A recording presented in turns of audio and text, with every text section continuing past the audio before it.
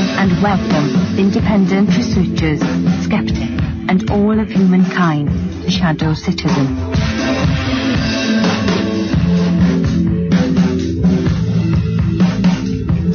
Shadow Citizen will explore the shadows of an alternate reality. Your hosts, Rachael L. McIntosh and Rob O'Sell.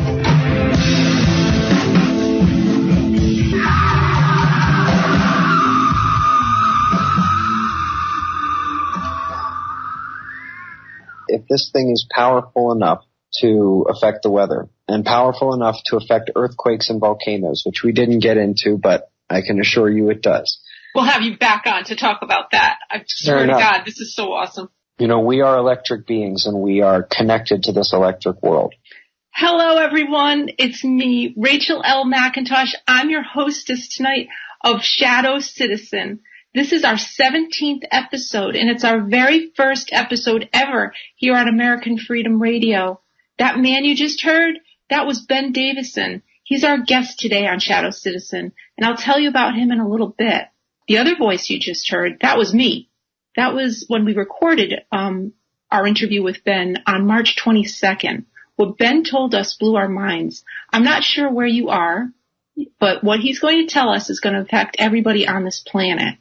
I'm in Rhode Island, USA. It's not an island and it's got really bad roads, but you should know it's about halfway between Boston and New York City on the map.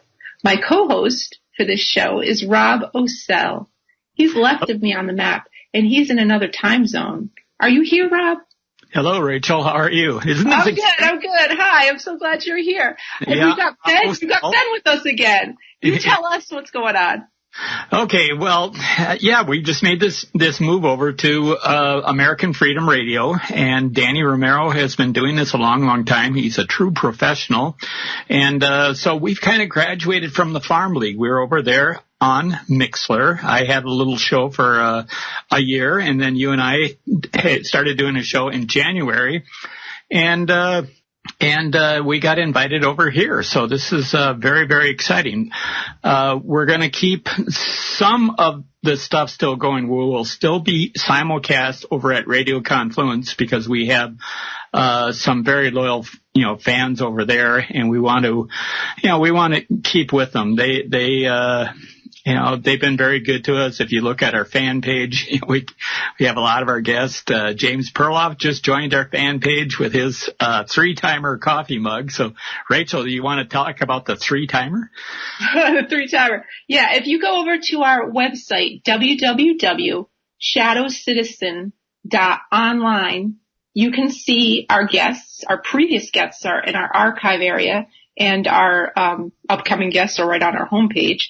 But we have a fan page, and you can see people all over the world that are like buying our T-shirts. And we've had a guest on 3 times. This man James Perloff, he's a historian, and he's showed up 3 times.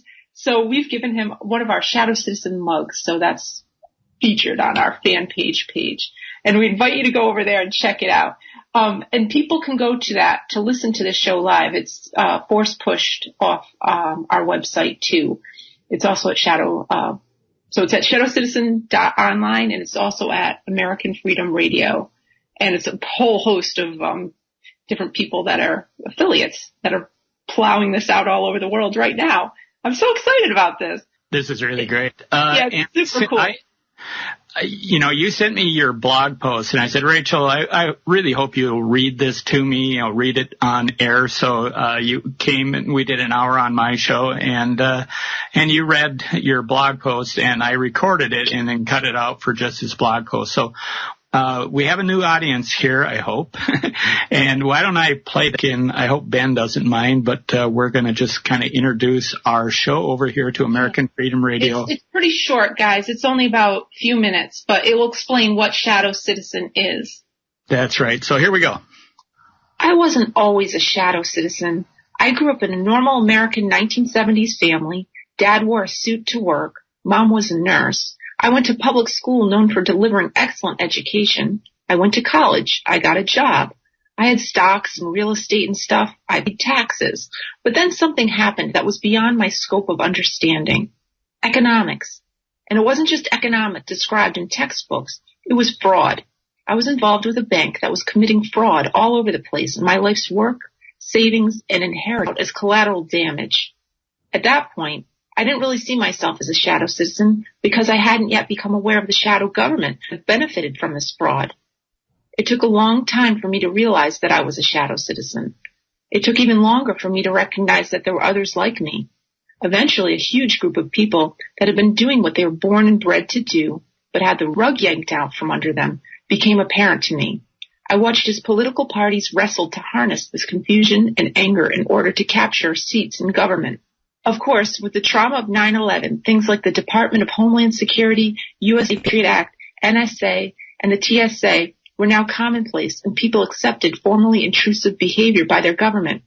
It took the recent presidential election and the widespread marketing of the terms deplorable and snowflake to more precisely dissect and dismember what used to be the global standard for a healthy body politic. People are now effectively at each other's throats and are electronically stimulated and encouraged to continue the antagonizing each other to keep up the political shell game. The realization that not everyone was swept away in a mass marketing campaign was very liberating. Awareness, like a toggle switch to a giant searchlight, was snapped on, illuminating more people out there that had somehow fallen and not been able to get up. These people just watched everything from the corners they'd been relegated to and waited. They'd already been kicked out of the game. These people, for various reasons, could not be corralled like barnyard animal into marching lockstep with political parties, let alone diverse agendas and agencies that have been bastardized and co-opted to fit a national narrative conveniently supporting globally traded stocks. I needed to connect with these outliers. They were the shadow citizens. They used to be vitally important to the well-being of the nation, heck, to the world, but now they just watch and wait, unaware that the numbers of people like them are growing. Via social media and alternative news sources, I see people I personally don't know at all over the planet, trying to run away or take cover. These people are curious about what's happening to them. They know they're never going to get the full story because of a quote-unquote official story screwed them over heartily. So they piece seemingly unrelated bits of information together and stitch this into a patchwork quilt to comfort them in their new reality. Formally obvious life decisions are not as easy to make. What is making life so hard? Everything is a clue. Like myself, these people are becoming aware that the more they know, the less they know. Things are not what they seem. The truth is out there generation has now evolved to stranger things. So that's what I've been working on. www.Shadow Citizen Online. Shadow Citizen is a little 1-hour interview show that was born in January of 2017. I want to talk with people who can explain what's going on. I want to listen to informed and often ignored perspectives. I've never met my co-host, Rob O'Sell, in person. He actually interviewed me about my Security Through Absurdity series of books for his radio show, and later, when I was offered a show of my own, he stepped up to handle the technical aspects of it. I'm very happy to report that in just 4 months, we've gotten picked up by a very decent alternative radio network, American Freedom Radio. We will be doing a 2-hour show for a vastly larger audience. On top of the new reach provided by AFR, Shadow Citizen will continue to be simulcast via Radio Confluence and Mixler.com, where the show is broadcast and reissued to little FM stations worldwide. The shows are archived at Shadow Citizen Online/index archives. They are also saved on YouTube, Vimeo, and SoundCloud. This radio stuff, along with the script work that you may have caught wind of, is what has held up the next book in the Security Through Absurdity series. But rest assured, I'm in fact working on book 4, The Peanut Butter Pipeline. Stay tuned. All right. Thank you so much, Rachel. So I will hand it back to you, and let's get on with our conversation with Ben. Right on. Ben Davidson is here with us today. He was with us on the 22nd of March, and he blew our minds. Ben Davidson, he's here today to talk about climate change, but other things. He is the founder of Suspicious0bservers. He's also the founder of SpaceWeatherNews and the Mobile Observatory project. Ben has 2 peer-reviewed works on solar-terrestrial physics and produces one of the most watched space weather programs in the world with more than 75 million views on the internet. Ben is credited with predicting a number of earthquakes in 2016 using the signals of the Earth's and the Sun's energetic interactions with each other. And I am so pleased to have Ben Davidson back with us today. Ben, you're on. Thank you for coming and joining us. It's a pleasure to be here, Rachel. Thank you. Hey, so last time you were on, we started talking about the geomagnetic pull between the Earth and the Sun. And that's what I think you were talking about in that quote at the very beginning. Well, what I was talking about was just the power of the sun on different elements of our lives, and that really goes from everything that is obvious, like our ability to grow food and the weather, but much more about climate change than most people realize. It's involved with earthquakes, volcanoes. It's involved with our power systems. It's involved with our health. It can cause slightly increased risks of certain, sometimes fatal, events of morbidity and mortality. So it really is a huge player. And over the long run, both the sun and the moon are huge players in the stock market, which is baffling that the entire world hasn't figured out yet. But it is what it is. They'll get there someday. Okay, that just piqued the interest of a bunch of people, I could tell. The stock market. Okay, cool. We'll talk about that one for sure. Here, I want to just start out a little bit different here, and I was taught old science and everything, and so we were taught to believe that the sun is this giant ball of condensed helium and hydrogen, very compact, and that there's this constant nuclear reaction going on on the sun that produces the light. And so, is that your current understanding, or is there a different way of viewing the sun than what our traditional belief is? There's just no way to have a star that is active and sustained and stable without some measure of external modulation. So, for example, going back to when a star is formed, what do gases do in a space? They spread out as much as they can. This is why if you are in a space shuttle, having a meteorite crack through one of your windshields is a very, very bad thing, even if it doesn't hit you, because all the air is going to rush out and fill the void. That notion of filling the void might not be the most scientifically proper, but it is absolutely accurate, and I think everyone can understand what that means. In the vastness of space, that does not change. And so we have a very serious problem starting at ground zero with the gravitational attraction and accumulation and then eventual collapse of material and ignition into a star. That's not how gases work. Not in space, not in the atmosphere, not anywhere. It is a fundamental thing that just about everyone in the world understands about gases and pressure and things moving from high pressure to low pressure. And yet they just throw it out the window when it comes to making a star. And given the fact that we see both stars and galaxies forming on strings equidistant apart from one another is about all you really need to know to understand that chaotic random gravity doesn't do that. Electricity does that. Frequency, resonance does that. And so while there have been reasons, observations of space and observations in the laboratory to suggest that certain nuclear reactions are taking place, many of them are taking place right on the surface of the star.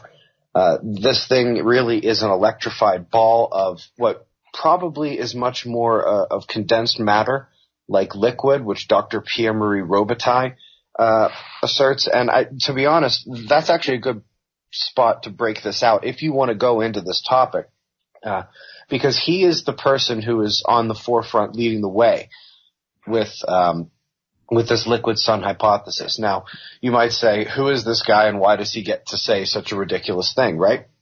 Well, Pierre-Marie Robitaille once doubled the world record for nuclear magnetic resonance imaging. He basically is the reason why MRI machines are the way they are today. In fact, there is no evidence that without his contribution, they would be where they are today without what he did decades ago. And what he did decades ago was understand Kirchhoff's law of black body radiation better than everyone else, literally, that has ever existed. Although he would argue otherwise. He would argue that some scientists about 100, 200 years ago were actually really onto it. They just weren't able to cross the finish line. And so whenever he wanted to build the MRI with 8 Tesla magnets, they said, you are going to kill people. You're going to fry people's brains. To which he aptly responded, no, I will not. And so he proved his concept, and now the MRI machine is I don't think anyone could argue that people getting MRIs have probably helped save thousands, tens of thousands of lives. And so that's who Dr. Robitaille is. So what do you do when you've completely revolutionized your field? You have a very prestigious position at The Ohio State University in radiology, and you have free time, and you have not lost your passion for discovery. What do? You see what other parts of the universe have been affected by that mistake that you have corrected in your tiny little slice of the world. And for him, he started with the sun and the surface of the sun and the atmosphere of the sun, which is called the corona. And what follows next could be hours and hours of things that very few people would understand. But the bottom line is the same thing he understood, which let him revolutionize the MRI machine, was never applied anywhere else in physics in the decades after he applied it to his part of the world. Nobody else looked up. Nobody else said, hey, wait a minute. We use that in our science. Maybe we should see what he's saying. Everybody just kept their head down and ignored what happened in radiology. So now he's applying radiology to astrophysics. And when you do that, everything changes.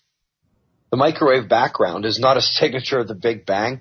It's a signature of our oceans and the effect of water. We'll actually be posting a video to Suspicious Observers YouTube channel about that in a few days. And when you apply it to the sun...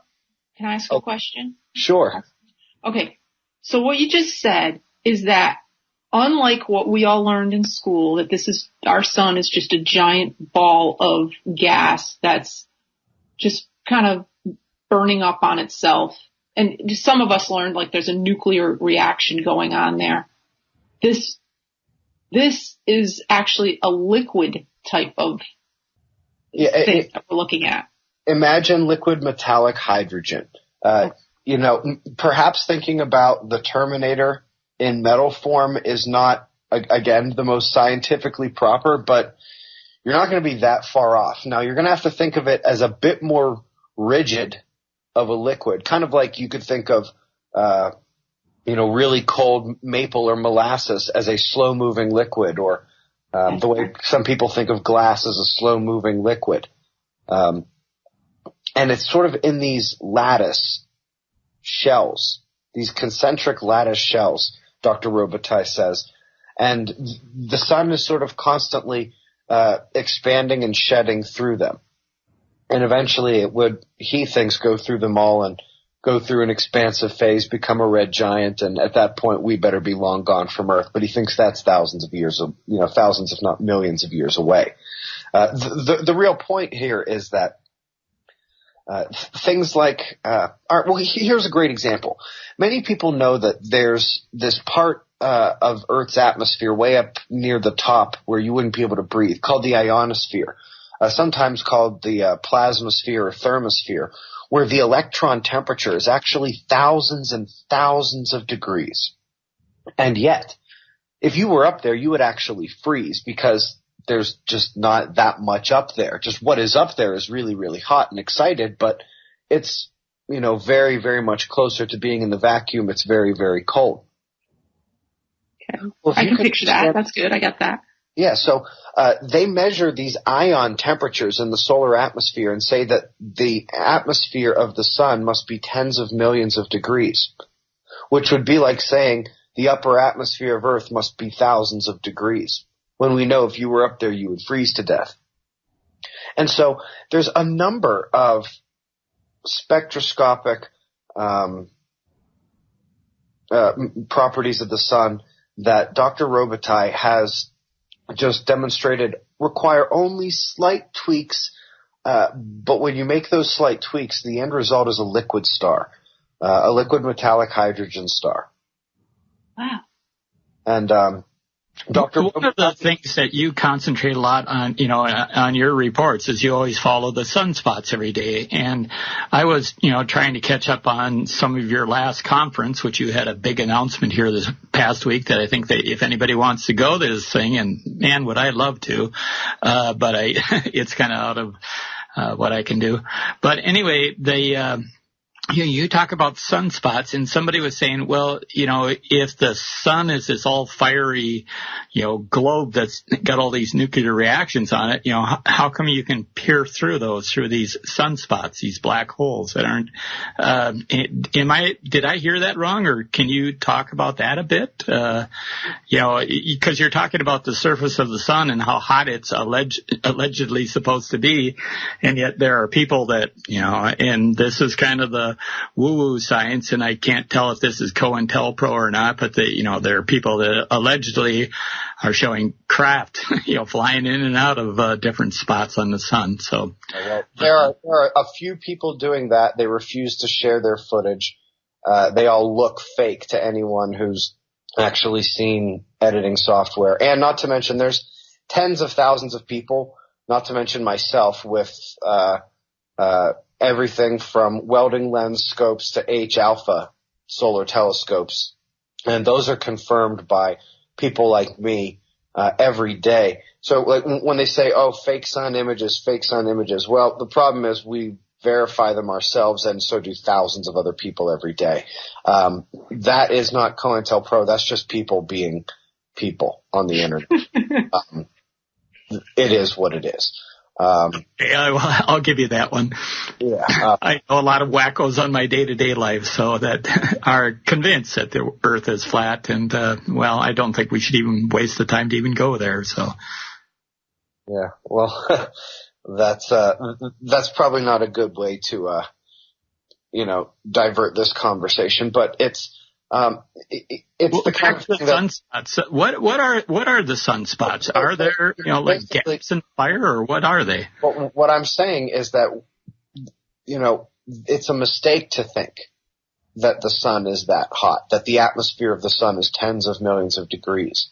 Just like it would be a mistake to think if you went way up in the atmosphere, you'd cook to death in 1,000-degree temperature. No, you would freeze.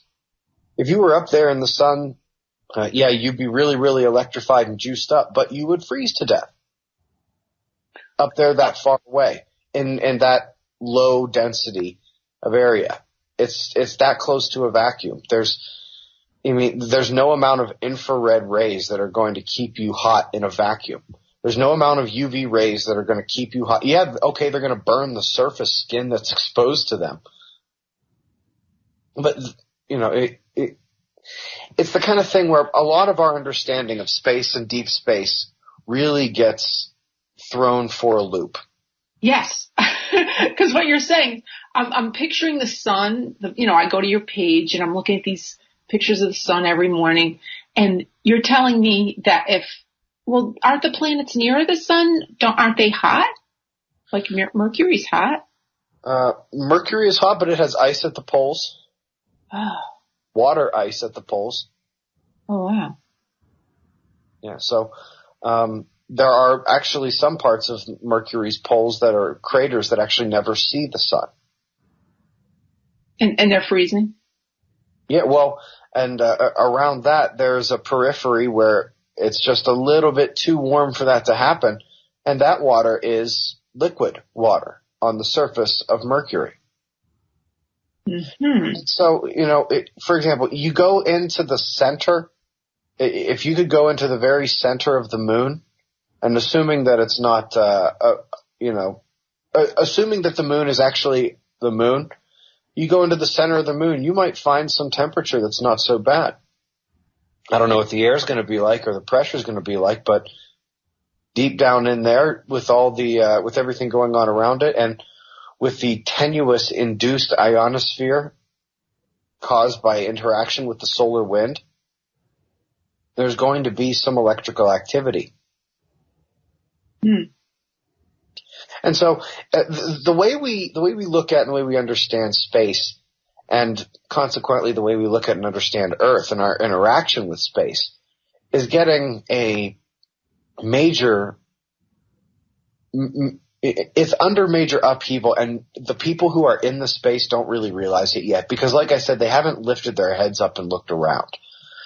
So for example, NASA has recently confirmed what a number of commercial endeavors have claimed to have done, and that is that if you excite a vacuum chamber with radio waves, you can create resonant thrust. And so essentially, I'm not sure they can yet create the thrust to pull a feather up off the ground, but the point is that they have demonstrated numerous times, and this is what was claimed numerous times, which is why they tried to replicate it, and they were able to replicate it. This is now confirmed.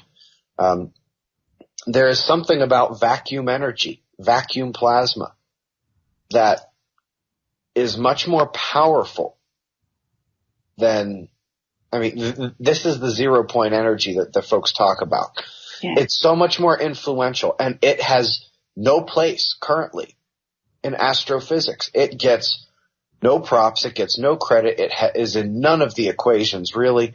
The vacuum catastrophe in physics is known as the difference between the observed vacuum energy that we're able to measure and what mathematics says should exist. They have values that differ by, 107 orders of magnitude, which is that many zeros, 107 zeros.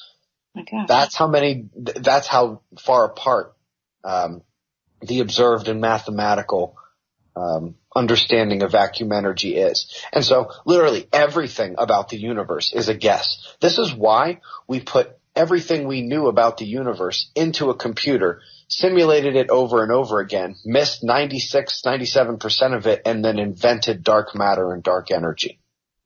Mm-hmm. Because we just go with our guesses, and when there's things that don't comport with our guesses, we say, oh, this is something else we haven't found yet. And nobody ever thinks, oh, wait a minute, maybe there's a problem with the things we put into it. Right on, yeah. Now, this is completely, I'm just throwing this out there, because I've been looking at these D-wave computers lately. Are you familiar with these D-waves? I have no idea what that is. Okay, then I won't even bring it up. But it's a computer that says to be computing in different dimensions at the same time. So it's like mathematics. People really, really like this thing. So I was wondering if they're going to start using that to try to think about some of the things you just talked about. Well, that would be interesting. You should try to get one of those folks on to the show. I am. I'm trying to get the guy. They're over in Canada. They're in Silicon Valley, and they're in Switzerland. Interesting. Yeah. Well, I'd like to ask, and kind of bring it back, because I know you spend so much time on the sunspots every day, and, why are those important, and why do you track the sunspots so much? I find that pretty interesting. I'll quickly get back to your original question of what they are. So like I said, the surface of the sun is more electrified than it is fiery and hot. You can consider it fiery and hot, but it's much more plasma moving with electricity and magnetism. And sometimes that magnetism is concentrated and it finds another oppositely polarized spot, either deep within the sun or on the surface of the sun, which is most often what happens. And they connect to each other magnetically. Kind of like if you put two magnets close to each other, they're going to have their magnetic fields interacting. There's no way around it. In fact, if you put them too close to one another and you're not holding them, they're going to snap together, or if they're oriented the wrong way, they'll get pushed apart. But again, that's not what I'm talking about. I'm talking about opposite polarity, so they're going to be attracted. And so when you look at the sun in certain wavelengths of light, you see ionized iron and ionized helium literally shooting up from these confined areas, staying in these confined, almost tube-like currents, and then going to another area on the sun. And they're the same areas that when you use something like a welding lens and you take away the brightness, you can see down and wait a minute, there's these dark spots right there. And these dark spots inside are somewhat cooler, almost like they're insulated from everything else. And you realize it really is very much like a tube, because you pop back over and you say, wait a minute, okay, so this arch, this loop of ionized helium and ionized iron, it looks, about this wide. It actually looks like it's slightly wider than the actual dark sunspot, almost like it's a tube around it. And what do you see around the sunspot but these jagged lines that mainstream science even has recognized are electric currents at the surface? And these electric currents are produced by the powerful magnetic fields cutting through the surface there, cutting through the surface plasma, the surface lattice shell of liquid metallic hydrogen. And because of the right-hand rule of electromagnetism, you get electric currents shooting out sideways. And in the middle, you have this slightly cooler, very, very magnetized, don't get me wrong, but insulated from the rest of the fiery surface of the sunspot. And it only connects to areas of opposite polarity. Now, why is this important? Well, beyond the fact that this is where all solar flares occur, and where a number of coronal mass ejections begin, the things that could take out our power, the things that cause those health concerns that I was talking about earlier, the kind of things that can contribute to volcanic or seismic or meteorological disasters, in addition to, wreaking havoc with your cell phone and your heart. But over the long run, we noticed that the appearance or the lack of appearance of sunspot is the real modulator of the climate, specifically through things like the North Atlantic Oscillation, which plays most for the United States and for Europe. And I would also say it plays also for the Sahara. If the sun goes to sleep for an extended period, we could see a green Sahara once more, as we see every few thousand years. A lot of people didn't know that. Okay, say that again. If the sun goes to sleep. The sun goes to sleep, because I notice on your Suspicious Observers website, you always put up graphs about the different pulses and waves that are hitting Earth or not hitting Earth.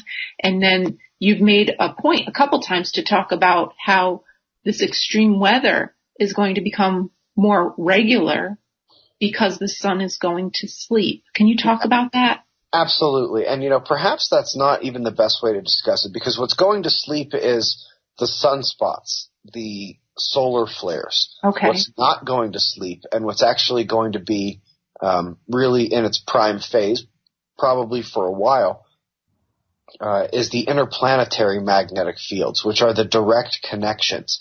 So the sun puts out its energy two primary ways and two primary modes of phase. We have what scientists call its active phase, where there's a lot of sunspots, and then there's its quiet phase, where there's not a lot of sunspots. The thing is, if you look at the polar magnetic fields and the magnetic fields associated with coronal holes, the interplanetary ones, the ones that all the planets connect to and directly exchange plasma with the sun. I'm not sure if we discuss flux transfer events, but at Earth, it's every 8 minutes there is a surge of electricity and plasma from the sun to the Earth. Wow. Jupiter, it's I think every 38 minutes or something like that. Saturn, it's every 50. But all the planets have these. And it's going back and forth, or is it just coming from the sun? Well, there is some back and forth, but one imagines that there's slightly more of a direct current from the sun outward, and sort of a excess return, discharge return. It's hard to really describe. There is some back and forth, is discernible, but the primary action is that solar plasma pours into Earth's atmosphere every 8 minutes. How much? Depends on how strong the interplanetary magnetic fields are. Or it depends on whether or not they got dinged with a solar flare or a coronal mass ejection. And so consistently there is this, if you could picture a sine wave going up and down, and then if you know what the cosine wave is, which goes up and down, but does so opposite to the sine wave. So when one goes up, the other goes down. When one goes down, the other goes up. When sunspots go up, something else goes down. In fact, many other things go down. But importantly, the power of the interplanetary magnetic fields that directly connect the Earth and Sun and all the planets to the Sun go down when we have sunspots. And we more rely on solar wind and powerful solar flares and coronal mass ejections in order to distribute that energy out from the Sun to the planets and to the rest of the solar system and beyond. But when there's a lack of sunspots, we see stronger interplanetary magnetic fields, more confined energy distribution. And because it's more confined and there's less blasted out in all directions, we also see an increase of cosmic rays.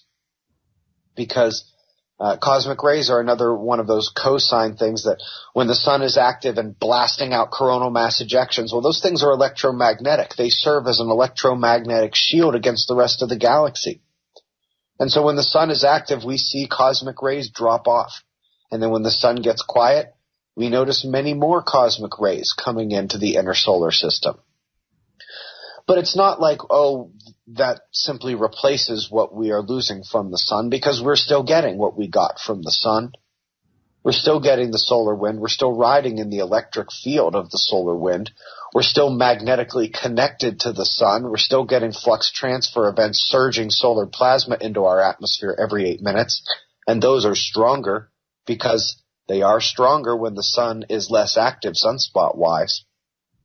And so we start to look at what are the effects of these things on Earth. What are the effects of cosmic rays?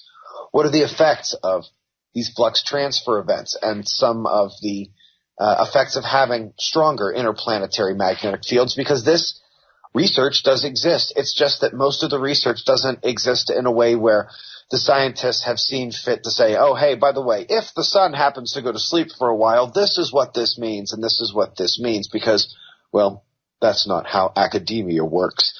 But it actually is starting to become the case that those types of papers are coming out because we just had what can only be described as an anemic solar cycle, not only in sunspots. They weren't showing up like we expected them to, but the ones that did show up weren't flaring like we expected them to. When they did have flares, sometimes they weren't even producing coronal mass ejections. When those coronal mass when that happens, like you said, we're connected. It connects with the Earth, but it also connects with the other planets.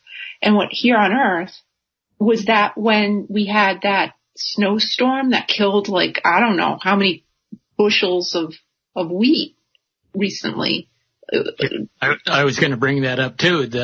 A week ago you posted The Future of Weather Has Begun, and it was about how we lost the western Kansas wheat crop. And then a few days ago you posted a video about this huge hailstorm in Denver, and you could just see on the video that it looked like somebody just vomited.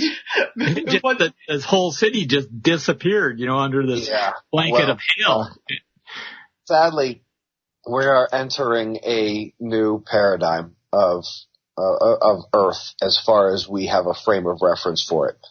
We talked last time about the pole shift and what Earth's magnetic reversal, ongoing though it may be, means for us now and in the future. And really, in terms of the weather, the primary thing that means is more cosmic rays, because Earth's magnetosphere is a double shield. It serves two purposes. It blocks out powerful solar rays that would be really damaging. Without it, it would take nothing for a solar kill shot to throw us into the Stone Age and then rip the atmosphere from Earth and turn us into Mars. So it protects us that way, but it also protects us from cosmic rays. We have a good buffer from gamma ray bursts, from supernova, from cosmic jets, from birthing stars and galaxies, would they happen to be pointed our way. The problem is that that's weakening now. It peaked in strength 3,000 years ago and didn't really come down too fast, but in the 1800s it began weakening much more quickly. By the year 2000 we had lost 10%. In 2010 we were down 15%. They decided to stop giving us updates on exactly how far down we are, but we can see it in the weather. We don't need any more. We can do the math, actually, and we're about 20, 25, maybe even more down in the magnetic field. Now, on one hand, luckily the sun appears to be taking a step back and trying its best not to sneeze in our direction, as it did the last time the sun went to sleep. We call it the Earth-facing quiet effect.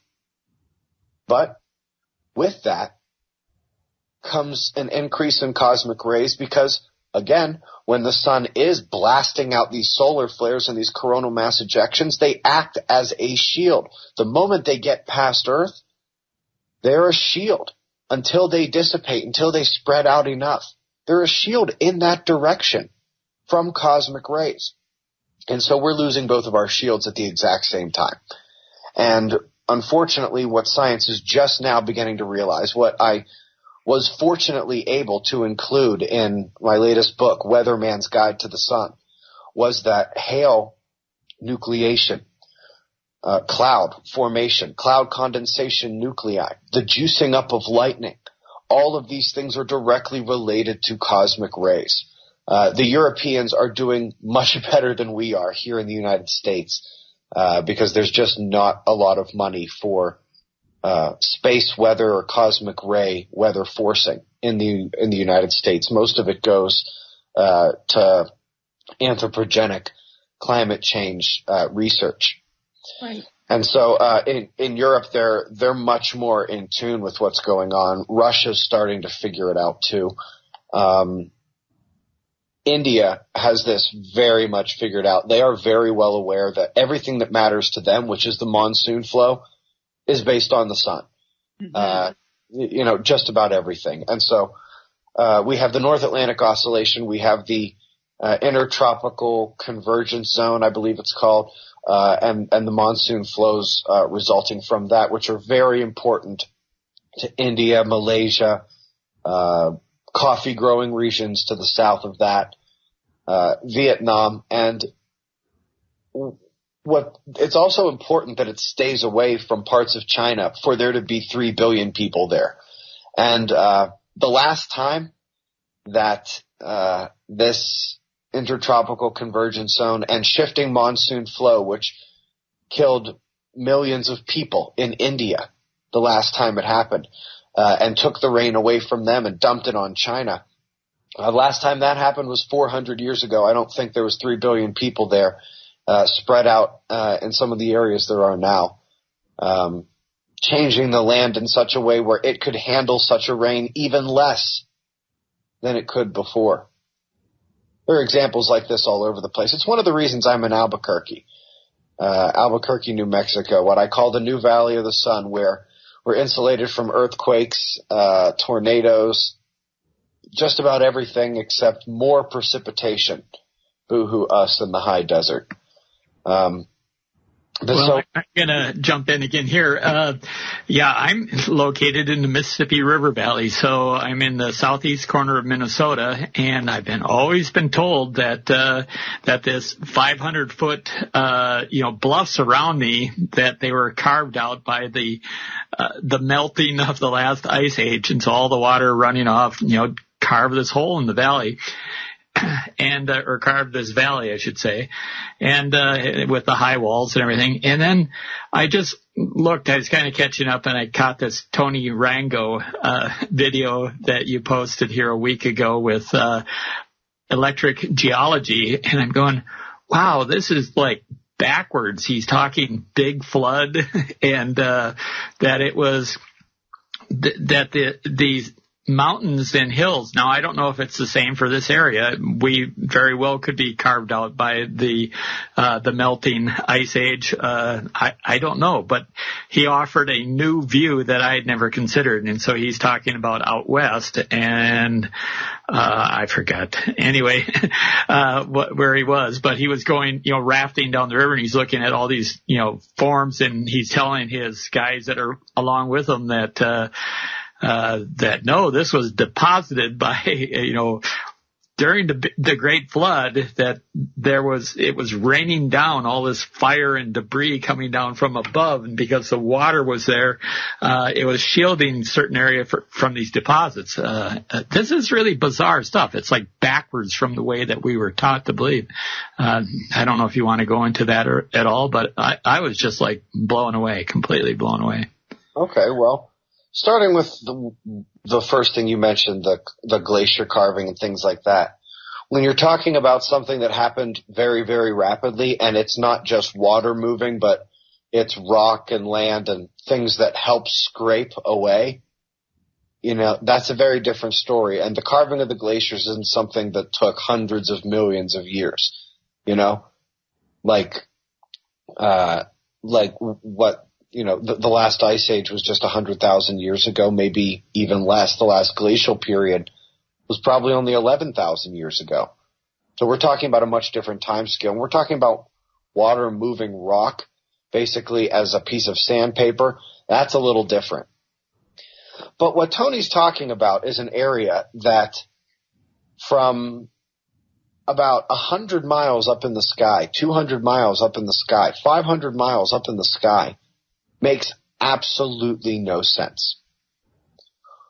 Water flows downhill now, but according to the geologic record of how the mountains were formed, for water to have been carving for as long as it took to carve what it did, that means that the mountains at that point of their growth means that the water would have been going uphill.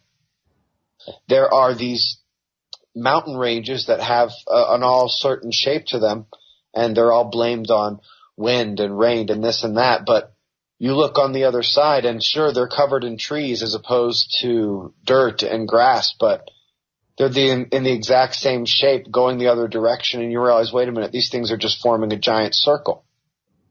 Tony specifically was taking a look at a quartz dike that wasn't like any other quartz dike we've ever seen, because this one had a number of right angle turns, which that's not something that quartz dike rock crack does. That's not these right, and I saw that too. These right angle, etchings on the rock. That's almost like someone programmed that in. I mean, that's not a natural phenomena, is it? Oh no, and he basically dug down into it, and it's not like this basin. It basically goes down straight. He chipped away. It goes across, just stops and comes back up. It's very much like all right, so I don't mean this literally. I mean this very much metaphorically. It's like God's laser printer came down and just striped and striped. There's nothing natural about that, especially since it goes through different kinds of rock. There's not much that makes sense about it. Now, wait, guys, can I stop you? Sure. I don't even know what you guys are talking about. Set me up for this, because Rob was trying to set it up, but I didn't follow what he was talking about. And you know what he's talking about. What are we talking about? There is this white stripe in the middle of the rocky desert, and it makes right angle turns and is very much a straight line over short segments. And it goes through different kinds of rock, almost as though, imagine Thor could just come and just draw on the rock with a lightning bolt. It looks like that would happen. There are perfect right angles. It looks how big are these like expanses of right angles? What are we talking about? Like, is it feet, miles? Well, the lines go on for miles, but the line is only a few inches wide. Oh. And it is like it's etched by, something very high energy. It's, it literally, melted or changed the composition of the stone. Yeah, they look very much like a quartz dike. The problem is that most quartz dikes that are known to exist, they're irregular. They don't have straight edges. They don't go through different kinds of rock. They don't cut at right angles. And not just at right angles, but one that's actually perpendicular. It not only bends off in a right angle, but it keeps going in the same direction anyway, forming the perpendicular symbol. Oh my goodness. Okay, so wait a second. Does this have to do with the sun? Does this have to do with UFOs? How did this happen? Chances are this was the last time the solar system went into chaos, or the last time there was a magnetic reversal. Wow. Because in all likelihood, when there's a magnetic reversal, the moon gets a little closer to the Earth. Okay. Which is really not good if you live by a coastline, because if you think there's right here in Rhode Island, where I'm looking at the ocean right here out my window right now. Go ahead. All right, well, if there's a magnetic reversal and you start to see the moon get a little closer, just use your brain with what that means for tides. Okay. How am I going to do in a 500 foot deep valley that's 536 feet above sea level? Minnesota, to be honest, your main worry is cold. Cold. That's what I figured too. You guys don't get as many tornadoes and mega hail events as areas to the south. At least not yet. With more cosmic rays, that may change. With worse polar vortex events, which is the other effect of a weaker sun, some of the winters are going to be really, really rough for extended periods. And, maybe that's a good place to go with this. So the cosmic rays is one thing, and the cosmic rays mean more clouds, more cold, more lightning, more hail. Now, when the sun is blasting Earth with X-ray energy from solar flares, when the Earth's magnetic field is getting whacked by CMEs and strong solar wind, we notice that the jet stream and the polar vortex, the upper atmosphere flows, don't have a very wavy character. They're much flatter. But the weaker the sun gets, the more wavy they get, and also the more relaxed and equatorial driven they get. And so the jet stream begins to get a lot wavier and starts to get what we call jet stream blocking, which basically puts a low pressure system and a high pressure cell in one place for days on end. This is how you get the arc storm. This is how you get the super flood events along the Mississippi River and Missouri River in 2011. A number of major events are caused by jet stream blocking. And this is a big thing that's coming when the sun goes to sleep. I apologize. I've actually got Weatherman's Guide to the Sun right next to me here. I'm leafing through to make sure I don't miss anything. And so not only is it much more wavy and you get that, but it's much more equatorial bound. So it's going to be drifting to the south in the northern hemisphere. So for example, the United States, it drifts to the south. When it's north of you, you're warm. When it's south of you, you're cold. Hopefully your brain can do the rest of the math from there. But the polar vortex does the same thing. When the sun is blasting us, it is tight and it is up near the poles. But when it's not, it sorts to waver, gets a little lazy, relaxed, and it dips down a little bit further to the south. And when one of its downward waves gets to you, you know what a polar vortex does. Especially you in Minnesota, I would imagine. Our break is coming up here, so we got some music. And Ben, I hope you can stick around with us. This has been really, really fascinating. Do you think I would have time to get some water while we're on our break? Absolutely. Go for it. Awesome. Yeah, definitely. We are all humans here on the radio, folks. Listen.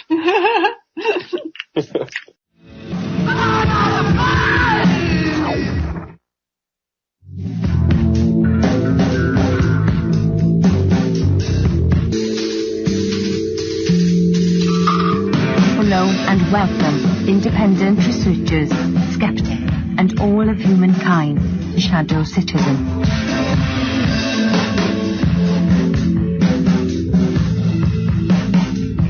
Your hosts, Rachael L. McIntosh and Rob O'Sell.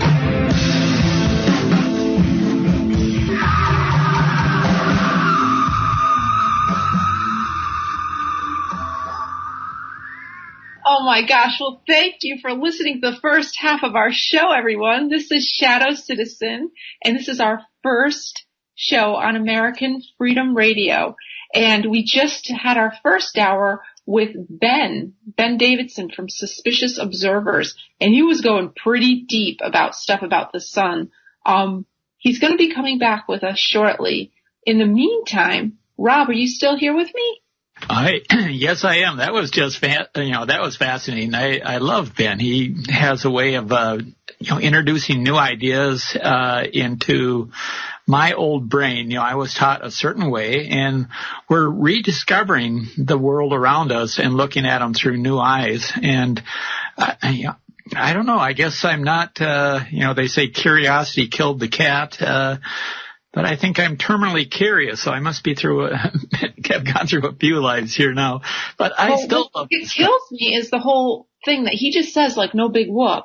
Like, this energy that comes from the sun, it blasts out of the sun, and it goes to Earth, but it also goes to all the other planets in our solar system, and then out probably on that too. And it creates almost like an ecosystem between all of this stuff. It's all connected. The plasma, electrified plasma, and that's got to affect people's health. And it's got to be he has these disaster prediction app that he's developed that actually tells people when they're susceptible for heart attacks because of the activity on the sun. And I want to talk to him about that. I also want to talk to him about, are the kids in school, in the colleges, let alone the high schools and the elementary schools, Lord knows what they're teaching them, but are they even talking about this sort of stuff? And it was weird because on his last visit he said, well, I'm glad that I didn't finish the meteorology because it would have just meant I would have had to unlearn all the stuff that they taught me. Yeah. And so I guess, no, it's out here in this new frontier, this YouTube. Yeah, because, you and me, we both went to school, and even my kids still think when they're, we're going through the schooling stuff, that the sun's this giant ball of like this helium and it's like a nuclear No. I've got to start putting this in my kids' heads now. I've got to get my kid involved with vacuum plasma if he wants to succeed in the future. Explained, if it was a big gaseous ball in the middle of a vacuum, what would happen to it? It would just go poof. The vacuum would suck it up in no time. And we all know that, just whether it's pressurized or vacuum, you take you break the seal and, it's opposite of a vacuum, but, a soda bottle is pressurized. You pop the top, whether it's in a can or a bottle, and all the pressure tries to escape. So, the pressures just try to normalize. And so if you're going to have a ball of gas in the middle of a vacuum, well, that's not going to last very long. So something completely different. So, and I'm starting to understand why he spends so much time looking at the sunspots, because they're an indicator of what's around them. This is like, kind of like looking through the eye of a tornado or something, because all of the activity that's going around it, and this is energy that's escaping, being directed away from the sun, and that energy leaving the sun goes, whatever's in its line gets affected. So it's like Miles Davis. It's not really the notes; it's the spaces between the notes. That's a good one. So Ben, do we have you back yet, or? I am here. Oh, hey, cool. You heard us babbling about, we were trying to understand what you were telling us, and this is just blowing our minds all over the place, and we're so glad you're here with us to help explain this in simple terms. Can I play one more clip from the last show? Because this one has just been blowing my mind, and I just keep going back to it. So it's, I don't know how long it is, but it's not very long, but here we go. let's say you could build a building that was as tall as, airplanes fly. If I stood up there with a golf club and swung it, I'd make a contrail. What? That's what it means. That is how ionized our atmosphere is. Now what I want to know, okay, the atmosphere is ionized, but is it ionized from the chemtrails that they're putting up there, or is it ionized from the sun and the sunspots, or is it ionized from the radiation from deep space? Can you explain this? I want to know. Well, first of all, it is ionized in spite of any spraying that is done. For people, definitely one of the biggest misconceptions about the spray in the sky is that it's electromagnetic or conductive, or that it could be used with HARP or something else like that. They're all aluminum oxides, and those things are insulators. They're oxidized. That's what oxidation means. The moment you attach any of these metals onto an oxygen, you're stopping electricity flow. You are creating resistance. You're basically stopping electric current. I think you got into this the last time, that all of this stuff, it's oxidized, and so, it's an insulator. It's not a conductor, and so therefore it's not going to do all the stuff that they claim that HARP and all these other programs are doing. So this is, looking at things through new eyes, and you're making me think, and I love that. So thank you.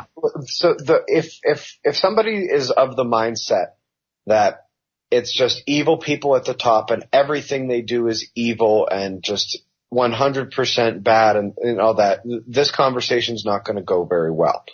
But essentially, both of the players at the top of the game, and that's another thing folks need to realize, there are two players at the top of the game.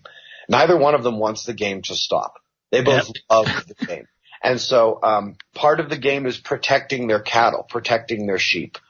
Which is all of us. And so, all of us dying is not a good thing in their eyes. And so, they are somewhat worried about that right now. And so they have taken upon their own authority and taken upon, their own, right without any say on our part, really, that they're going to do something to try to stop cosmic rays and basically the weakening of Earth's magnetic field from having such a devastating effect on the troposphere and on the lithosphere and eventually on the mantle, at which point Earth becomes really scary.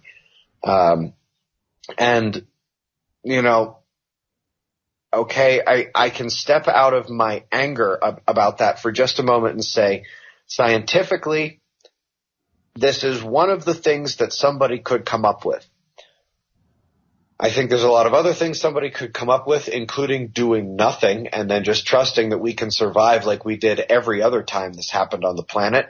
And the fact that the majority of the people of the world didn't get a say is something that I've got a big problem with. The fact that they think they know the long-term ramifications, while the short-term ramifications, nobody can argue they've got those down, and that's basic science.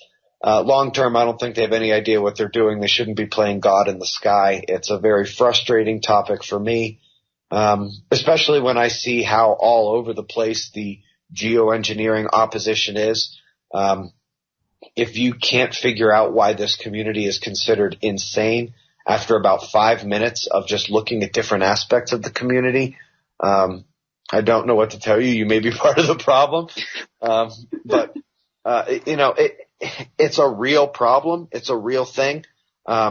It's not the 100% evil. It's the perhaps 50% evil, 50% really, really stupid. That's a winning mix. Yeah. No, are we talking about Harvard? Harvard and their geoengineering experiment that they just announced? Are we? I think that when you've got NASA for years, now it's been since they published the articles about them spraying these things out of sounding rockets. There's patents on the stuff. The amount that has been done in reality is somewhere in between the lunacy of the internet saying they're spraying everywhere every day and the government saying we are considering starting these tests soon. The truth is somewhere in the middle, where it always is. Our community. I liked how after your last visit, we talked about the geoengineering, and you explained that probably 50-80% of what people think is the spraying is not spraying. And then the next day, that announcement came out and that said that they were going to start, not that they had been. And you and your other suspicious observers were having a chat, and it was kind of a long video. And one of your friends says, "Oh, yeah, now that we're entering this solar minimum and the temperature starts to drop, they're going to announce that they were doing the geoengineering and that they were successful." They're going to try to take credit for stopping global warming. They pumped it up worse than it was, and now they're going to try to take credit for it. And that is as frustrating as anything else. But there has been enough of a distribution of information that there is actually a pretty large battle ahead of that claim if they try to make it. I'm not sure they're even going to go that route. And, I'm glad you brought up the fact that almost everybody, misunderstands what a chemtrail looks like. And most people are actually calling out things that are not. Boy, people get so mad at me when I say that. It's like they forget that I'm on their side. It's like for a moment they're like, well, wait a minute. No. Now you're the bad guy. And I suppose I can't really avoid that, but I demand a better opposition to geoengineering because we've just been watching the same people beat at the front gates with the same largely incorrect stories and facts, and it's just not working. Here in Rhode Island, where I live, we're the only state so far that has come up with a bill that they're trying to pass here through our Rhode Island legislature to, I guess, stop geoengineering. But if you read the bill, it doesn't say to stop it. It says they're going to fine the person or the entity that does geoengineering, and they're going to fine them $500,000 if it ends up harming the environment or people. Yeah, that is to me. I'm like, you know what? That's just a loophole. If somebody's going to end up geoengineering at something, how do you even prove something like that? That's just like here's some breadcrumbs. Now be satisfied and go. Yeah, but guess who wrote this bill? This bill was written by somebody over at Harvard. Yeah. Well, look, the people that are involved in this really, and this David Keith guy. If you can't. I hope that there are people like me who can just look at this man and just see what he is. All right, tell people who he is because people don't know who he is. David Keith is the guy in charge of the geoengineering program to be allegedly, likely largely involved before this public announcement as well in whatever capacity the program has existed in secret. And so he's now going to be the face man, the front man, and if you guys know those folks who are what the world considers really, really intelligent, but what I would consider to be probably just the best parrots in the world with really good memories and don't think as well for themselves and actually kind of lack some basic common sense, that's what this guy strikes me as. And I can't tell you the number of times we've tried to get in contact, and I apparently I don't rank high enough to qualify to speak to him. So I guess that's probably not going to happen, but he's going to be the face of this, and whether it's good or bad, he's going to take the front end of that. And they've positioned it in such a way that they can either use him to catch the golden egg and then pull it out of their glove and hold it up for everybody, or they can, let him take the arrows, then they'll throw him on the ground and keep running. Either way, it's a win-win for the people who are actually doing this. But, you know, this is something I actually mentioned in a podcast I did maybe a year and a half ago. And I said that, you know, eventually the plan is that they're going to come out and try to make this public and try to talk about it. And that's going to be where they make a mistake, because they need to have their ducks in a row before they make that commitment. And here's what I'm talking about. So they are now on the line, on the hook for everything that happens long term. And there's no getting around it. We can sit here and put all the data up about the sun and this and that. And they might be able to throw some pebbles in the river and make some ripples, but eventually all that water is going right where the river was taking it in the first place. That's all geoengineering and, you know, all these scalar waves. All that really is ripples in a river. They can be significant, and you can see them bounce back and forth for quite a while. And in the short-term frame, maybe, yeah, they can change some things, but in the long run, they're not going to change anything.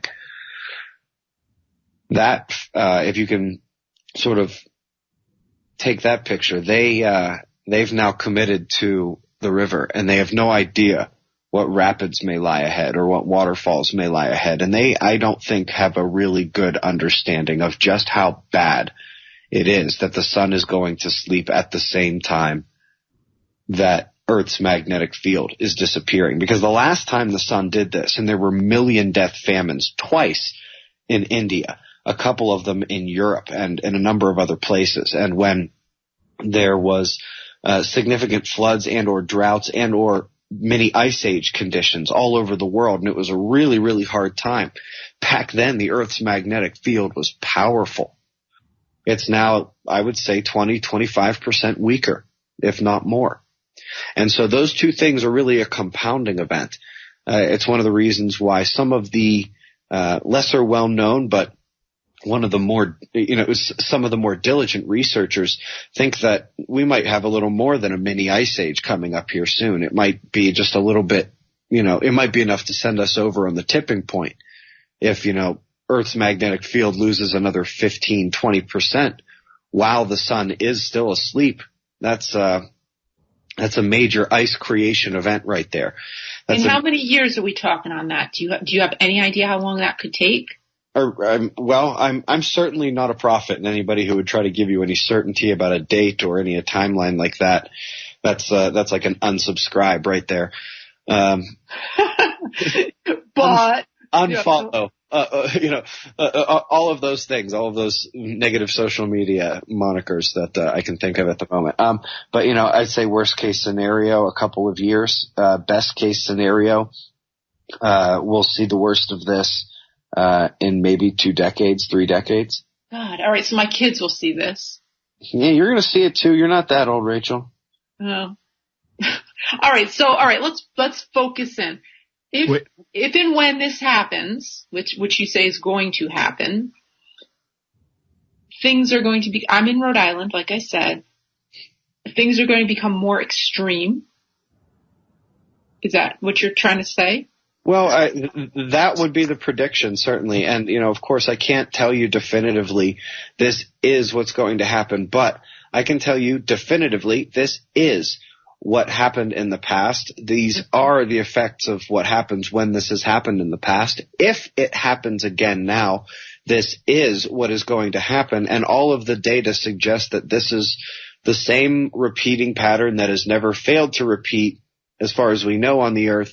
And I'm not willing to take the bet that all of this data and all these patterns and all these trends are just going to stop, and the Earth is going to say, you know what? I've been doing this cycle for millions of years. I just don't feel like it. I'm going to go back to normal right now. Yeah. That's not the bet I'm making. I'm betting on the cycle, on the pattern, and on the math. Okay, and so these people that are doing this Harvard geoengineering, this Mr. Keith person, yeah, he's not aware of this? I don't imagine. It's kind of like a need to know sort of thing. And this is the kind of thing that is about as troubling as it gets. Do you remember the scene in the movie 2012 where the guys agreed that, okay, maybe people should know what's going on and have the right to fight for their lives. But if we're going to do anything to actually save anybody, nobody can know until everybody knows, because it would jeopardize everything that you were trying to do. You know, again, that's that paternalism, secrecy without our consent type thing. But imagine if you had to make the call. If you were like, hey, look, we have this plan that could actually work, we think, regardless of how dumb they really are in reality. But let's say that you're in that position. You're the decision maker, and you're presented with that, and that's what you believe. And the only way to do this is to not have the public panic, to have them go to work the next day, to not have looting all over the world the next day, to have people still going and being able to get money from the ATM, food at the store, to be able to turn on their heater or their air conditioner, because all that stops once the truth comes out about what's really going on, about how little of an effect we have. Everything's over. They can't just come out and say so. I'll tell you, as much as I can sit here and say, I stand with everyone listening here on how frustrating the paternalism and the secrecy and the lack of public consent are. Were I in that position, I cannot promise you I could do any differently with everyone's lives at stake. Now, in reality, we're all here having this conversation, and like I said, it's a cycle and a pattern, so something tells me we're going to be around to talk about this afterwards. Might not have the internet, might not have, as nice a society, might have to do some rebuilding, but. Well, now you're kind of talking about a catastrophe that's, it's meteorological or geological event, and you're tending more toward the global ice age than the warming that's going to flood all of the coastal cities that Rachael says she can see the ocean, so she'd have to move inland in a hurry. But what about the other thing? What was the Nicolas Cage movie where there's some giant solar flare that that's basically not possible. Yeah. But what? That was just crap. That movie. Yeah, that's possible. What about another like Carrington effect that basically that's something I'm really worried about. So the electromagnetic pulse that takes out all of our electrical infrastructure, and you've got all the people in the city that are relying on their credit debit cards and even the EBT cards, and all of a sudden they wake up one morning and none of that stuff works, and all the grocery stores that have nothing in supply, they restock every night, and so if there is no restocking happening, the shelves are empty in a day and a half. How could the sun do something like that to us? Or well, that's what the sun does to the earth every few hundred years. We've just never put the electricity and the infrastructure here to watch it happen. The last time it happened, we were just getting started with that, but really wasn't all that connected. And, it's very easy to begin to paint the scary picture when really within a matter of hours there will be no electricity, no heat, no air conditioning, no phone to call the police, no internet, nothing like that. A day or so later, there's no gas. You haven't been able to get money either, by the way, out of the ATM. There's no food at the store. The water has stopped coming through the tap. If you have anything other than a manual water pump, it stopped working as well. Maybe you put some stuff in Faraday cages, but there's no infrastructure left over for it to work. It's very easy to paint a scary picture like that when, everybody's hungry, everybody's thirsty, and nobody can call the police. But now you also have to realize that what causes this is a complete electrical meltdown. And so you have to ask yourself, does rubber catch fire? Does plastic catch fire? Does wood catch fire? All of these copper wires are going to get very, very hot and melt. And they could be setting fires. I mean, like, for example, if the sun gave us everything it had, I mean, it could literally set fire to every building that was electrified in the world. Now, if okay, we're going into apocalypse type of stuff. Well, this isn't. I mean, this could happen. You're saying it's not apocalypse type stuff because, it would up the heart attack risk and the stroke risk for a lot of people. But if you're a random my house is burning down around me, I'd be freaking out. Yeah, but we're not talking about completely end of the world type situation. Okay. It's going to be let's take it back then, so I'm not freaking out. Go ahead, tell me what's going on. If you're in your house when this happens and it's burning down, you should be freaking out. But my point is that this has happened on Earth hundreds of times, thousands of times to humans. And maybe the people who were most susceptible felt a little something. I'm sure they saw some brilliant things in the sky in terms of aurora that probably went to, all the way across the globe and was colors we don't even know exist in the aurora. And I'm going to back up here too. And on what scale would this happen? Would it happen on just the side of the Earth that's facing the sun, no. And the other side is going to be okay, or is it going to, or is it going to be regional? Is it just going to happen in certain pockets? Will a flare hit a certain area and cause something, the East Coast to go, or the West Coast to go, or London to go, whatever. Would it be regional, or would it be something that, like I say, anything that's facing the sun is going to get, I suppose it would depend on the scope of it. Well, it's very simple, actually. When it comes to a solar flare, the area facing the sun while the solar flare is going on basically has no ability to have high-frequency radio communications. The electricity is a solar system-wide thing, and everyone is at increased risk of seizures, headaches, heart attacks, cognitive dysfunction, going into autopilot and dizzying out, fading out, like when you're driving or when you're reading or something. So that is a global thing. It would affect the electrical atmosphere of the planet, and everything else is global as well. The geomagnetic storms are a function of, intensified solar wind taking over the global magnetic field, inducing currents around the entire world. When we're talking about the weather, what side faces the sun and what side faces away from the sun is a big deal.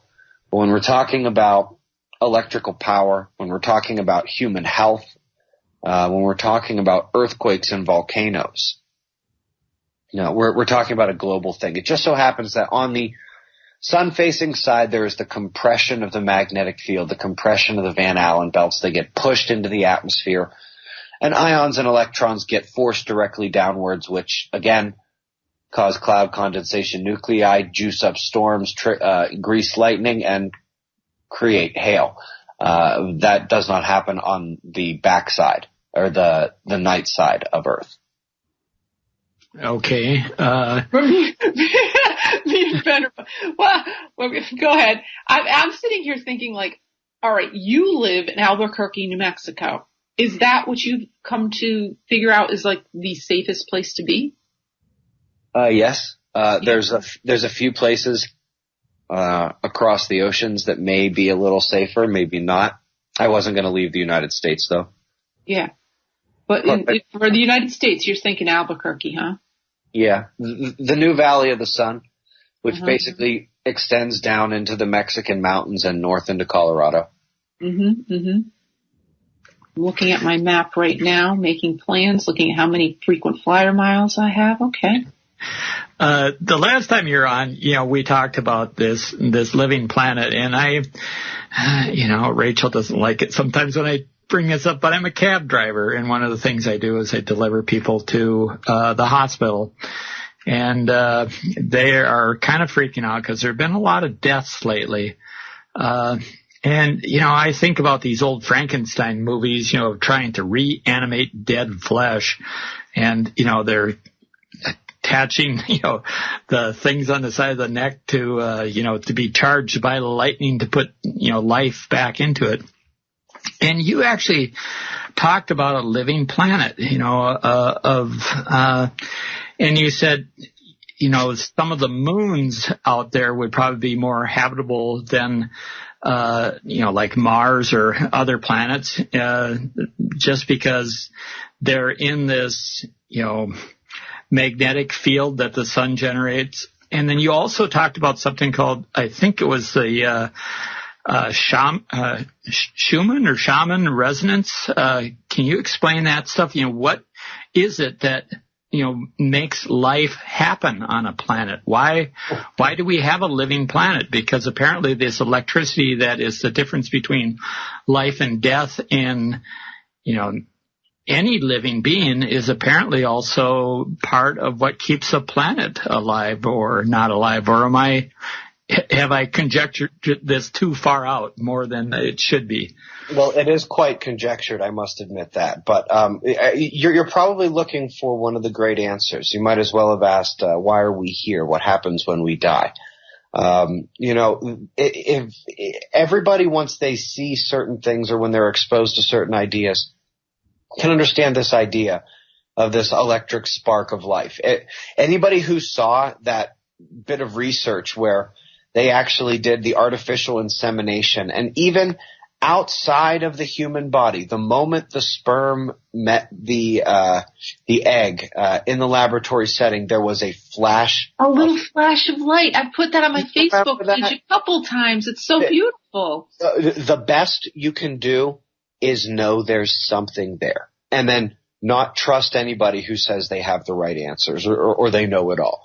That is the best thing I can say, is don't trust somebody who claims to give you certainty, but that little thing inside of you that tells you there's something real to it, just try to hold on to that and make your way through the rest of the world without, walking in front of a bus or losing that little nugget of knowledge in your head. But, you mentioned something interesting, and, I've heard the term echo chamber. We've been likening the Earth a bit to a cocoon. There's a give and take, a middle of the road to everything, an equilibrium. The truth isn't the only thing that can be found right in the middle of the two loudest sides screaming. When Earth is insulated, we are insulated from just about everything, including potentially ourselves. There's evidence that astronauts who have gone up, into, low Earth orbit and beyond, have used more of their brain than others. It doesn't seem to be the case when they get down to the Earth anymore, but there's evidence that while they were up there, they used more of their brains. Now, if you can think back to a reason why there would have been stories of such great heroes in the world, why there would have been stories of wizards, why there would have been stories of magic and other things like that, and then the stories of them all sort of fading away. And it almost seems like if you take the same stories that are told by the same geniuses who gave us math and architecture and philosophy, humans are, in a way, somewhat diminished from what we once were. Certainly we have accelerated and advanced in other ways, to be sure. Look at medicine, look at technology, look at social equality across the world. Slavery is virtually abolished and gays can get married in this country. We're going in the right direction in a lot of different ways, but in a way, maybe spiritually or in a natural connection sort of way, we are somewhat diminished. Well, we're also somewhat isolated from universal energy, whether that's the Earth's magnetic field, the sun's magnetic field, or the galactic dust and gas cloud that we've been in for a few thousand years, in which we are starting to come out of now. Just as when the astronaut was less insulated and he was more technically at risk from space radiation, he was also given back some of his former tools up in his brain. That would be the using a bit more of it. And as Earth and the sun are dropping their shields, and this energy from the rest of the universe is going to give the Earth back its tools that made those same geniuses think that gods ruled this planet and the universe and were jealous and capricious and gave us these stories of the world's coming to an end that we have no frame of reference for now. We somehow build, geometry, math, so much of modern architecture, philosophy, so much of our world on these geniuses from our past, but say they were making up the rest of it. We're going to find out why those geniuses had such a shock reaction. Why it seemed like things just came out of the blue and they had no way to describe it. They had no frame of reference for it themselves. We don't have a frame of reference for it either, but at the same time, when the Earth gets back its electric tools for the weather and the supervolcanoes and the earthquakes, humans are going to get back part of our tools too. The folks who talk about, we're about to enter an ascension period where this energy is going to come down and we're all going to have this DNA elevation, we're all going to ascend and do this and that. They're not completely out of their minds. There is some stuff that I think is going to be beneficial for humans, but it's not like we're going to frolic around in a utopia. We get our weapons back and then we go to battle. We get our tools back and then we get our test. And then we see how we come out afterwards. This has been what humans have gone through. This is the stories. And I actually happen to believe that human history is a little longer on this planet than most people would think. And that there was a test quite some time ago that we almost failed completely. And we have been working our way back from that for a long time. Well, what was the test? The test would be that the Earth and the rest of the universe threw things at us that we couldn't handle. Or maybe we couldn't handle ourselves. It's tough to say. There's no way to know. Maybe Atlantis sank into the sea, or maybe we just tore ourselves apart as a society. Mm-hmm. There's no way to know. But mainstream will tell us, that, they keep on going back and forth between, evolution or Darwinism. And, no one talks about the possibility of alien intervention, and here we are as a species. We're playing around with our DNA. We're creating new life forms, and we're making genetically modified, both plant and animal forms. And, we're venturing out into space. So what's to say in, 500, 1,000 years, we aren't, finding life on another planet and going in and manipulating its DNA to start a new life form. And, we have all these mysteries here. And then we'll write a book, and we'll just tell people what's clean and not clean. Well, what I'm getting at is I'm totally with you on your train of thought. I think I'm actually more into alien intervention than I am Darwinism. Evolution. And I don't know, Ben, do you want to comment on this at all? You're our guest, so. There's evidence for both. And again, as usual, if we have people trumpeting for one or the other, I'm going to look at both of you and say you're both wrong. The answer is somewhere right in the middle. There are things in the world that are clearly the result of selection, of what is best for survival. Mm-hmm. I'm not sure there's a way for the human brain to triple in size in 1,000 years, just based on natural selection. And that would be one heck of a lucky mutation if that's what happened. But, if any of you are familiar with what a Type 5 civilization would be, that would be very much like what we consider a god. It would have power at the universal level, creation and destruction, would be able to oversee everything that is happening, has ever happened, and would ever happen. Perhaps even from outside of this universe. So there are you can really start to blend the lines. And unfortunately, this is a topic that it can easily offend people from different sides of, the alley and any which way you look. But I'm not sure we're really all talking about that different of a thing here.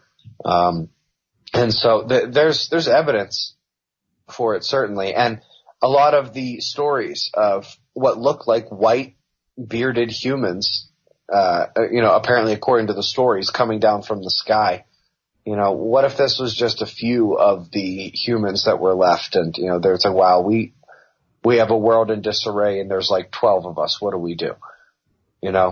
Let's help out who we can when they get together bit by bit. We know humans are dangerous, so we have to be careful. It's, there's a lot of unknowns and a lot of speculation, and that can take folks in a lot of different ways. And yeah, I've seen on the internet many folks take that wide speculation and take a few things, make good guesses, and then say, well, hey, if this guess is true, then we know this and this and this and this. And you see folks trumpeting causes for things that we will probably never know, claiming certainty about what has happened in the past, this event or that event. All I know is that there are things that don't change throughout all the reporting of past events. There are things that the good thing about rocks and ice and trees is that they don't lie. And they're not subject to story modification over time. They're subject to different interpretations by humans, but they're not subject to lying. And so what I know is that for the human civilization, the last time there was a solar grand minimum, it was not so good. Losing Earth's magnetic field is not so good. The Earth and the Sun have been basically following these same patterns for as long as any of us can conceive of. And the patterns existing now suggest that they're about to happen once more. And in reality, one could make the bet or make the hope that all of those patterns and cycles are going to just all of a sudden stop, that the Earth is just sick of doing this now and we're all just going to stop watching that cycle happen. Or we can say, hey, look, all right, this is where the trends are heading. We have to guess a little bit about what Earth's magnetic field loss means for us, although we can make some really good guesses. We don't have to guess as much what a solar grand minimum means for the weather. It means for earthquakes and volcanoes. Folks can Google the name John Casey for that. He has some very good work on what the solar grand minimum is going to mean in terms of super volcanoes and large earthquakes. Doesn't paint a very good picture. And John Casey is one of the top scientists in the world, certainly in this country, when it comes to this topic. Well, I'm going to go back to the Tony Rango, video, and Sure. and he's talking about these large floods and enormous floods, biblical proportion. He's talking about fire and great amounts of debris, earth, molten rock falling from the sky. Is this possible with just volcanoes, or is this something that if we lose all the protective, whatever the, magnetic field from both the sun and the earth itself, is this what the universe will do to Earth, or is this? No, the fire and stuff from the sky was a combination of, was either volcanoes or comet. And that was going to be kind of what I was going to lead to. If Atlantis sunk, is it possible that there was a extraterrestrial body, a planet, a Nibiru or whatever, that was big enough and passed by close enough that it actually, by its gravitational pull, pulled the Earth off of its normal axis and caused it to spin in another direction? Or is it possible, like, say, Mars, it went by close enough where it actually blew its atmosphere away? Are these things that people talk about, or am I just once again going off on two? Oh, you're on a tangent. Go ahead. Go ahead. Go ahead, Ben. A lot of the stuff you hear about Nibiru is nonsense. Some of it is not. There's a video that can be seen for free at suspicious0bservers.org. In the menu bar, you can click Premium Preview. It's a preview of a lot of the premium stuff that members do get. And one of the videos is called A Planet Crossed, which you can pretty much guess what that means.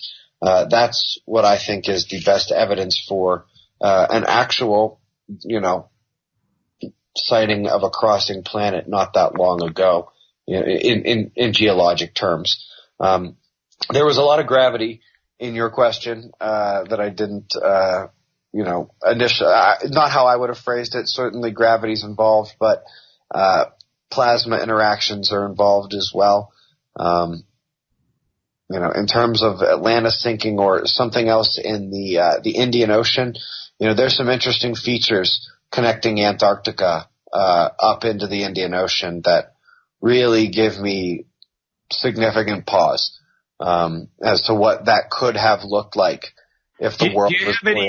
Do you have any conjecture on Kerry going down to Antarctica, especially right during the election? I mean, I've heard all sorts of weird things right down to being about as bizarre as, the Iron Sky movie, if you saw that, about the Nazis having their underground base in Antarctica.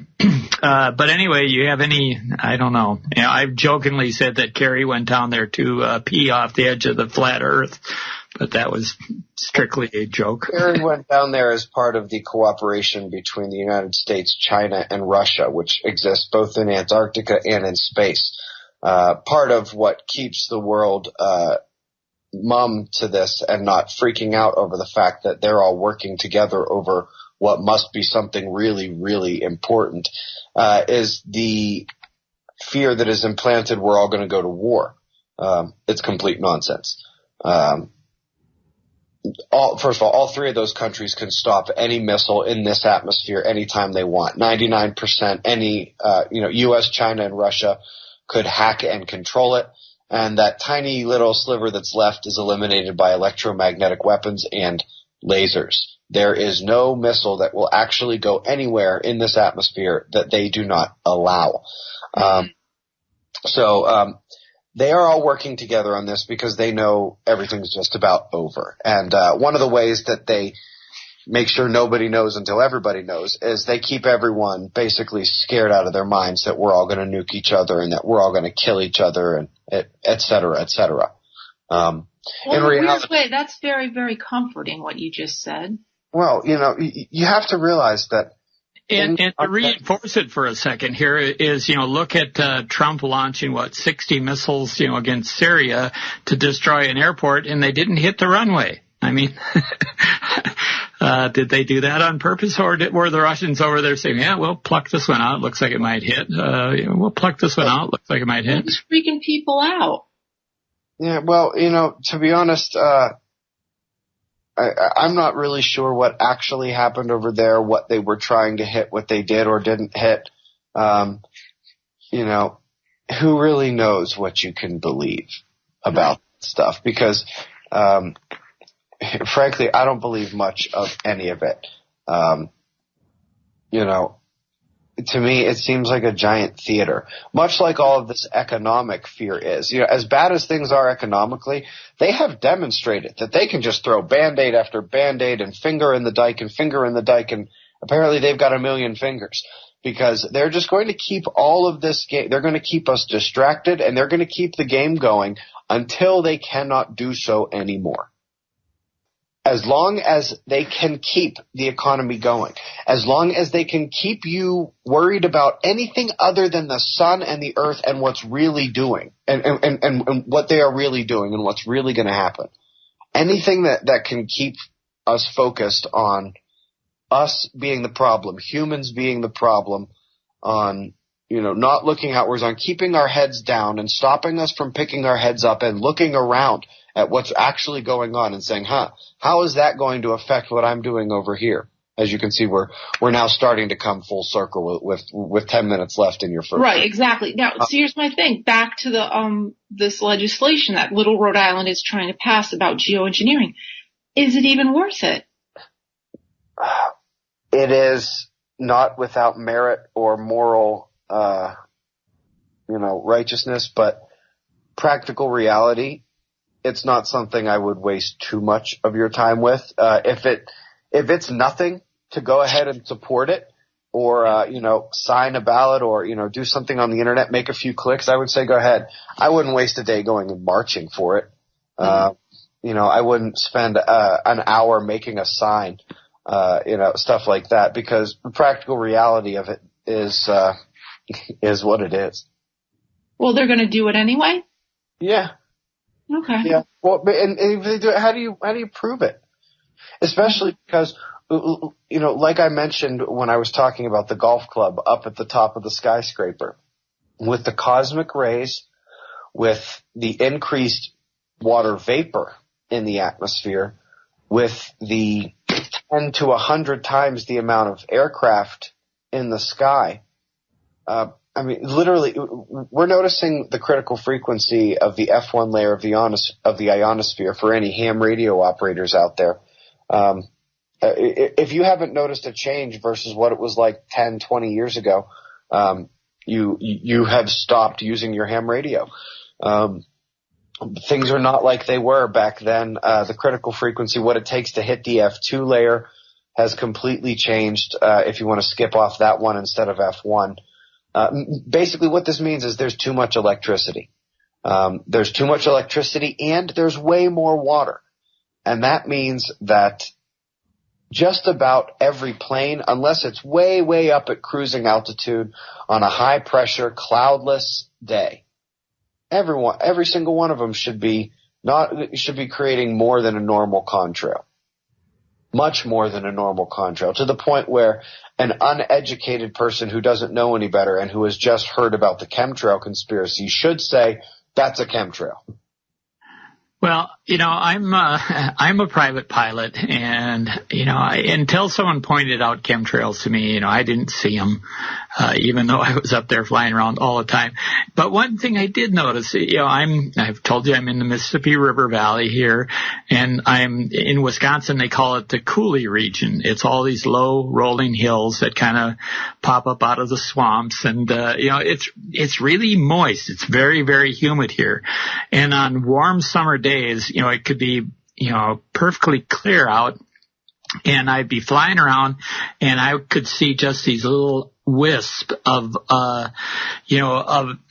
called it they're cooking, the sun and the hills are cooking the clouds. I know what you're talking about. You're talking about a situation where, for the most part, the atmospheric moisture level isn't revealed, but there's little bits of evidence of just how much water is actually up there. Well, this is just coming up rising right out of the hills, and so everything. Anyway, we're getting toward the end of the show. I noticed that you posted that NASA is going to have some East Coast thing in Washington, D.C., and you said, please join you there for, so that you don't have to deal with the zombie heads on your own. So, why don't you talk about that, and then also tell us about, some of your other events, and please plug your own stuff. Because we got to wrap this up. We got to get the good information out there. See how fast I can do it. So the 3 public appearances upcoming. On June 27th in Washington, D.C. is the Space Weather Enterprise Forum.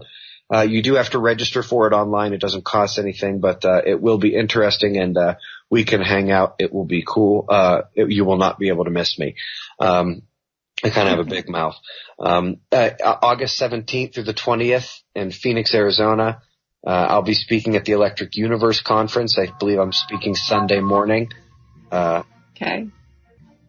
President's Day weekend 2018 is Observing the Frontier, and that is our conference coming up then. All right. Ben Davidson, thank you so much for being with us on Shadow Citizen. And everybody that's listening, thank you for listening. We're going to see you next week.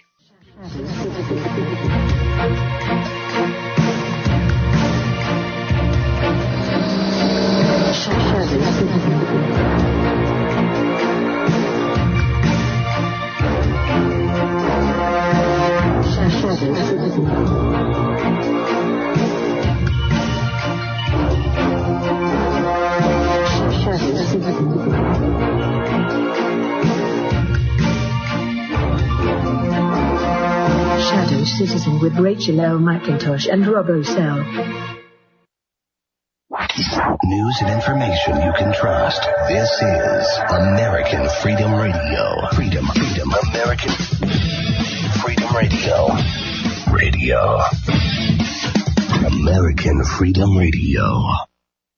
Nutritious food is real body armor. It builds muscle, burns fat, improves digestion, and feeds the entire body the nutrients it needs. Did you know the U.S. government banned the hemp plant from growing in the United States and classified it as a Schedule I drug to hide it behind the marijuana plant? People have been confused about this plant for over 80 years, and many still don't know what hemp is. So now you know hemp is not marijuana, and marijuana is not hemp. They are different varieties of the same species. HempUSA.org wants the world to know these basic facts and to help people understand that hemp protein powder is the best kept health secret you need to know about. Remember, hemp protein powder contains 53% protein, is gluten-free, anti-inflammatory, non-GMO, and is loaded with nutrients. Call 888-910-4367, 888-910-4367, and see what our powder, seeds, and oil can do for you. Only at HempUSA.org.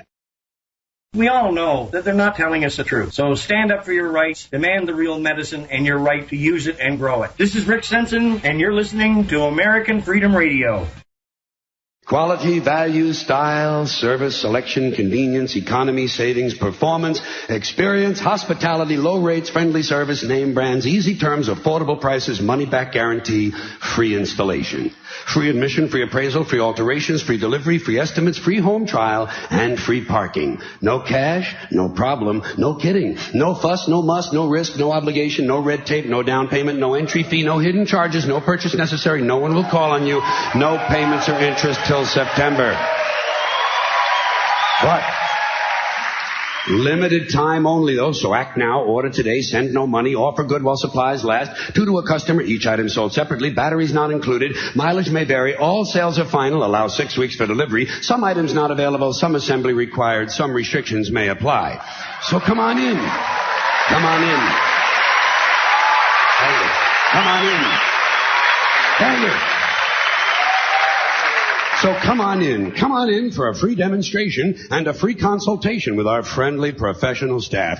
Our experienced and knowledgeable sales representatives will help you make a selection that's just right for you and just right for your budget. And say, don't forget to pick up your free gift, a classic, deluxe, custom, designer, luxury, prestige, high quality, premium, select, gourmet pocket pencil sharpener. Yours for the asking, no purchase necessary. It's our way of saying thank you. And if you act now, we'll include an extra added free complimentary bonus gift, a classic, deluxe, custom, designer, luxury, prestige, high quality, premium, select, gourmet combination key ring, magnifying glass, and garden hose in a genuine imitation leather style carrying case with authentic vinyl trim. Yours for the asking, no purchase necessary. It's our way of saying thank you. Actually, it's our way of saying bend over just a little bit farther. You're listening to AmericanFreedomRadio.com, the network who perseveres in delivering intelligent debate, constructive dialogue with true independence. The freedom to broadcast the truth is not free at all. So what is American Freedom Radio worth to you? The empowering information with fun, honest and pure integrity behind it provides an example to follow. Friendships to flourish with the moral altruism that pulls no punches. The hosts sacrifice and show remarkable discipline in their duty to deliver quality radio and service to the community with strength, wisdom and loyalty. The founders of AFR wish to thank you personally for sharing your views and insights to make the best radio and alternative media. Now it's time for you to give something back and play a vital role in the future of America. Be as generous with us as we've been with you. Click on the donate banner at AmericanFreedomRadio.com or volunteer by emailing AmericanFreedomRadio@ymail.com. Vaccine, psychotropic drugs and artillery batteries not included. No rules. No rules. No taboo topics. No taboo topics. No fear of doom. No fear of doom. We are American Freedom Radio. American Freedom Radio.